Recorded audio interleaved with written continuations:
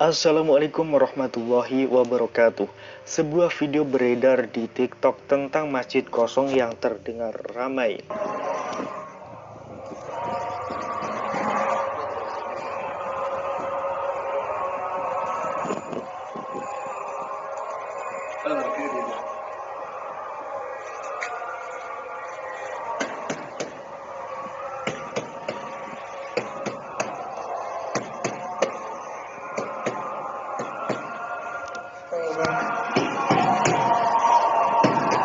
يا أبواب يا رب يا رب الأرباب. Di dalam video itu nampak sebuah masjid yang dikunci dan tak ada satupun orang di dalamnya. Namun suasana masjid itu sangat ramai. Terdengar orang mengaji, berdoa, berzikir, namun tak ada siapa-siapa di dalam masjid itu.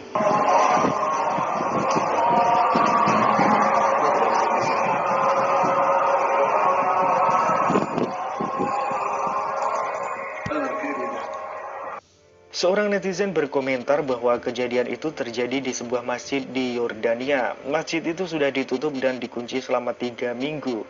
Namun pada hari Jumat terdengar ramai orang mengaji dan berdoa di dalam masjid tersebut. Ada juga yang berkomentar, Masya Allah, malaikat dan jin muslim yang menempati masjid itu untuk beribadah kepada Allah Subhanahu wa Ta'ala di saat orang-orang tidak bisa beribadah di masjid. Masya Allah, semoga keadaan dunia segera pulih kembali ya sahabat, sehingga umat muslim bisa kembali berjamaah di masjid. Amin.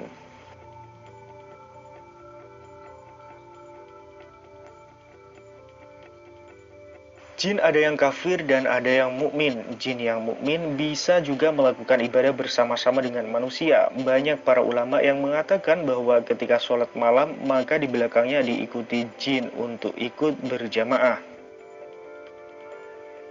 Jin juga mendengarkan Al-Quran apabila kitab itu dibacakan oleh manusia, terutama oleh kiai di waktu malam yang sunyi. Bahkan tak sedikit para kiai di negara kita ini yang mempunyai santri jin. Anak-anak jin mukmin itu disekolahkan ke kiai itu dengan maksud menimba ilmu pengetahuan agama. Tersebutlah dalam suatu riwayat bahwa suatu hari Rasulullah bersama sahabat-sahabatnya pergi ke pasar Ukaz. Saat itu ia menjumpai setan-setan yang membawa berita dari langit dan terkirim juga pancaran api.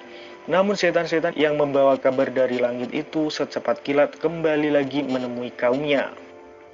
Mengapa kalian tergopoh-gopoh? Tanya di antara kaum setan itu. Berita kita terhalang karena tidak sampai ke bumi, jawab setan yang telah kembali tersebut. Berita dari langit terhalang karena mungkin ada suatu kegiatan atau peristiwa yang menghalang-halanginya. Untuk itu cobalah kalian memeriksa ke segala penjuru dunia dan berkelilinglah ke penjuru barat dan timur, perintah iblis kepada anak buahnya.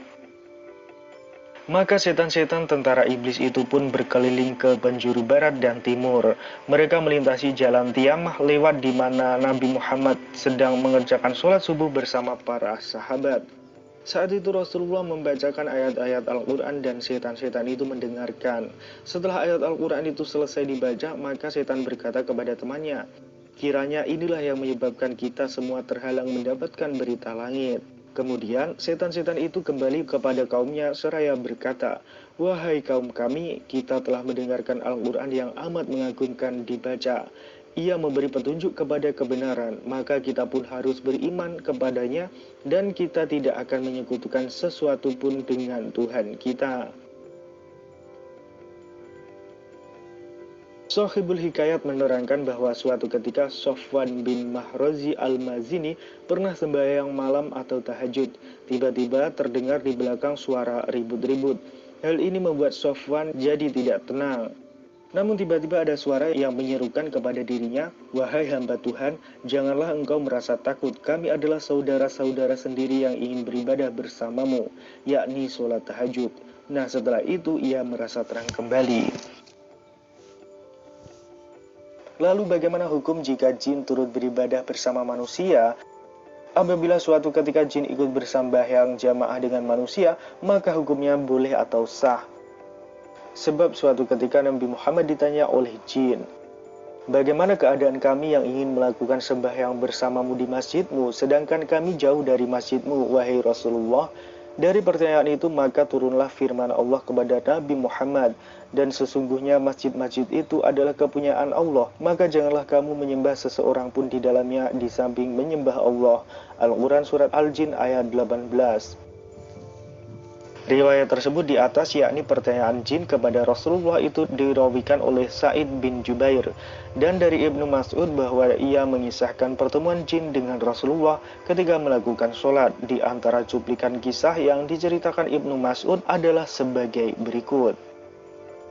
Ketika pertemuan dengan jin itu berlangsung sampai selesai, maka ada dua orang di antara mereka tertinggal, lalu berkata kepada Rasulullah, "Wahai Rasulullah, kami ingin melakukan sholat subuh bersamamu. Apakah engkau membawa air?" Tanya Rasulullah kepada Ibnu Mas'ud seraya mengalihkan pandangannya. "Tidak ada air ya Rasulullah, yang ada satu bejana yang berisi anggur," jawab Ibnu Mas'ud. "Buah yang bagus dan air yang suci dan mensucikan," gumam Rasulullah. Lantas beliau berwuzu dari air itu dan melakukan sholat. Nah, setelah beliau melakukan sholat, lantas ada dua orang yang meminta harta benda sebagai bekal mereka. "Apakah belum kuperintahkan untuk mengambil sesuatu yang baik bagimu sebagai bekalmu dan kaummu?" tanya Rasulullah pada orang yang tadi. "Benar ya Rasulullah, tetapi kami ingin sekali melaksanakan sholat bersamamu," jawab di antara salah satu orang tersebut. "Dari daerah mana engkau berasal?" tanya Rasulullah. "Dari daerah Nasibin," jawab orang itu.